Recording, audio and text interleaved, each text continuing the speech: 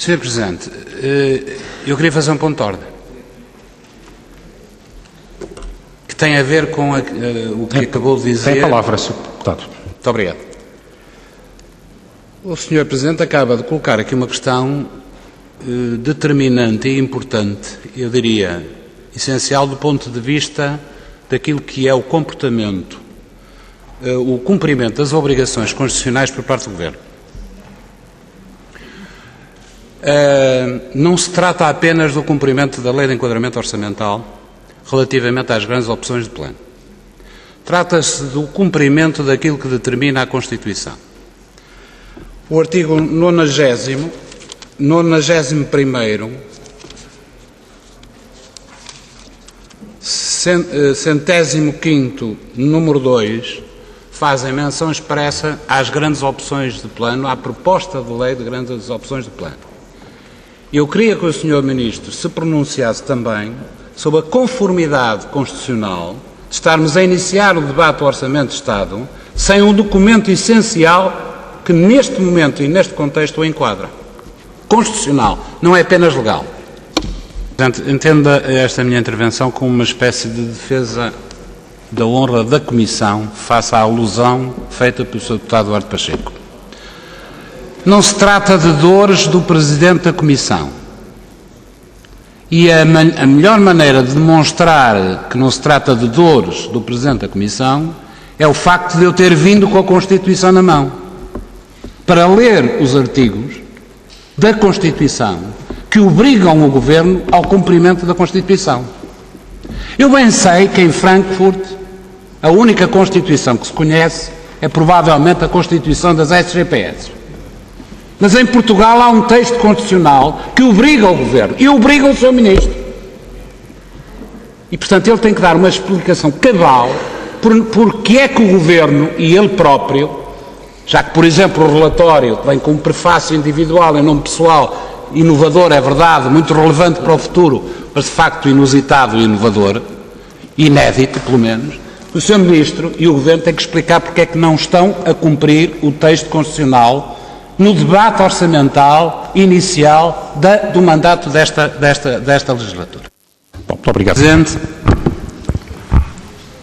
eu tenho assistido durante estes últimos minutos a uma espécie de arrufo de namorados, procurando lançar a escada, como se costuma dizer, para o Partido Socialista para se juntar novamente à Troika que dá indícios de querer abandonar, pelo menos parcialmente.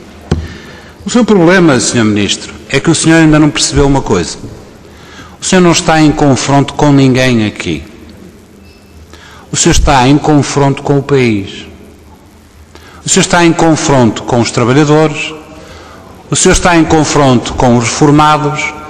O senhor está mesmo em largo e crescente confronto com todos aqueles, muitos daqueles, que, enganados, como reconhecem hoje facilmente, votaram para que o senhor aí estivesse. E, portanto, o seu confronto é com o país, não é com ninguém aqui. Não se preocupe com o tom, com a forma, porque o seu confronto é das medidas inaceitáveis que propõe no orçamento, um orçamento que vale tudo, com os trabalhadores, com o país. Mas vamos a alguns aspectos iniciais e eu não queria deixar de fora o orçamento retificativo para dizer duas coisas. No orçamento retificativo, o limite do endividamento praticamente duplica, passa grosso modo de 11 mil para 22 mil milhões. Não há nada que desagregue e explique as razões deste aumento de endividamento. O Sr. Secretário de Estado fez-nos o favor de abordar, enfim, em grosso modo, as razões presumíveis dessa necessidade. Um orçamento retificativo não pode ser um cheque em branco, sobretudo um cheque em branco desta dimensão. Este orçamento retificativo é, por outro lado, um flop, uma frustração. Porquê? Porque os senhores tinham criado, durante algum tempo, a expectativa que no orçamento retificativo pudesse estar incluído as medidas extraordinárias necessárias, de receita, necessárias para compensar o chamado desvio colossal. As medidas extraordinárias, aparecem no relatório do Orçamento de Estado de 2012 relativas a 2011, mas isso não é a forma correta de apresentar isto. Devia ser em sede própria. Dirá a Vossa Excelência que não é obrigatório, que daqui até ao final do mês isso poderá suceder. É verdade, mas do ponto de vista político não pode recusar a ideia que lhe transmito de que, de facto, o orçamento retificativo, deste ponto de vista, do tratamento do desvio colossal em termos de obtenção de receitas extraordinárias para o equilibrar, é um autêntico flop. Passemos agora, Sr. Ministro, àquele quadro. Peguemos naquele quadro que ele está ali em PowerPoint. Eu gostava que verificassem ali o valor dos juros. Passou de 0,5 para 0,9 necessidades de 2012. Isto é, de 1.050 para 1.750, grosso modo, milhões de euros. Simultaneamente, nas razões do desvio colossal, o senhor, não vou pedir para recuarem o PowerPoint, que não interessa, o senhor disse que havia despesas de capital de 579 milhões de euros não previstas no desvio, na execução orçamental. Suponho que nestas despesas acessórias, ou melhor, não esperadas, estão cerca de 335 milhões de euros, repito, 335 milhões de euros de comissões pagas pela chamada ajuda externa. Senhor Ministro, estas duas alusões, a do aumento dos juros para o dobro, que não se percebe exatamente porquê, e a das comissões pagas a uma ajuda, veja-se, a uma ajuda pagam-se 335 milhões de euros, mostra bem a rota que os senhores estão a traçar. É que para pagar juros incomportáveis, para evitar uma dilatação no tempo da aplicação do programa de assistência, para evitar aquilo que o senhor diz, a renegociação, o senhor mete a cabeça no cadafalso. Isto é, o senhor vai condenar o país à impossibilidade de regressar aos mercados. O senhor recusa a negociação para pagar juros incomportáveis. O senhor, quando for obrigado a reestruturar a dívida, fala na situação pior, na situação em que a Grécia está hoje. O senhor Ministro, o seu Governo, em 17 de outubro, ao anunciar o orçamento, disseram que, aliás, repetiu hoje, o objetivo central é cumprir as metas orçamentais para recuperar a confiança, garantir a credibilidade externa e mostrar que o caso de Portugal é diferente do caso grego. Apresenta, portanto, depois um orçamento de vale-tudo para isso. Vale-tudo indo ao bolso dos trabalhadores, dos pensionistas, dos micro e pequenos empresários, um vale-tudo de recessão económica, um vale-tudo em que vai atirar para o desemprego mais umas dezenas ou centenas de milhares de portugueses.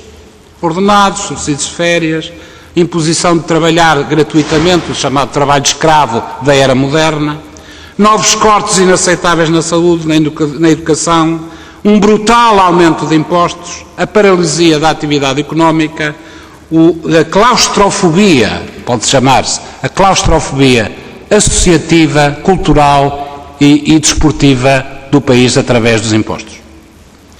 É o orçamento que vale tudo, mas é um orçamento que também revela a vontade da tecnocracia neoliberal mais desumana e mais insensível para com as pessoas. O senhor, em 5 meses, querendo distinguir-se da Grécia, em 5 meses apresentou já 3 documentos. No primeiro documento, o do memorando, não é da sua responsabilidade, é da responsabilidade do PS, a consolidação global era de 3,6%. Uma redução de despesa de 4.500 milhões e de um aumento de receita de 1.500. Em agosto, finais de agosto, apresenta um documento de estratégia orçamental em que a consolidação orçamental já passa a ser 4,6. E agora, passado uns dias, de 30 de agosto até 15 de outubro, apresenta um orçamento de Estado em que a consolidação orçamental passa a ser de 6,1% do PIB, grosso modo. Isto é, este, Sr. Ministro, é o caminho da Grécia. É o caminho da austeridade cega em austeridade cega. Não é a razão não é o desvio, colossal ou não colossal. Isto é que o senhor ainda não percebeu. É que a razão destas correções que o levam a ser ainda pior que Teixeira dos Santos, que apresentava PECs em PECs de 6 em 6 meses, o senhor agora já apresentou em 5 meses 3 documentos diferentes, cada vez piores. A razão não é desvio colossal. Isso é uma ilusão que o senhor tem.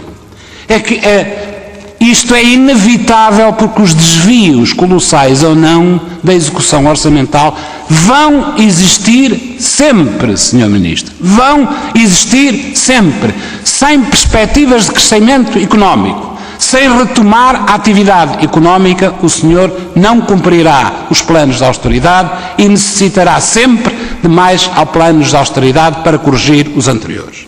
E é de crescimento que se trata. Não há uma única medida neste orçamento orientada para o crescimento.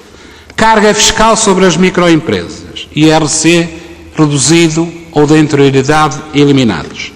IVA sobre a restauração, 75 mil empresas, 220 mil postos de trabalho colocados em causa. Diminuição brutal do poder de compra e consequências no pequeno comércio. Resta a visão das exportações num contexto internacional em que a procura externa relevante está, obviamente, anulada praticamente com a perspectiva de estagnação na Alemanha e na Espanha. Há uma medida para o crescimento, é a de aumentar o trabalho gratuito. A apropriação de cerca de 7 mil milhões de euros a mais de trabalho não pago. Ó Sr. Ministro, se é este o caminho para nós crescermos, sugiro-lhe uma outra medida: a extensão do horário de trabalho, a reintrodução da jornada contínua, a reintrodução do trabalho escravo moderno. Assim Portugal, Sr. Ministro, será certamente um país moderno e competitivo, pelo menos de acordo com a ortodoxia de Frankfurt que o senhor bem conhece.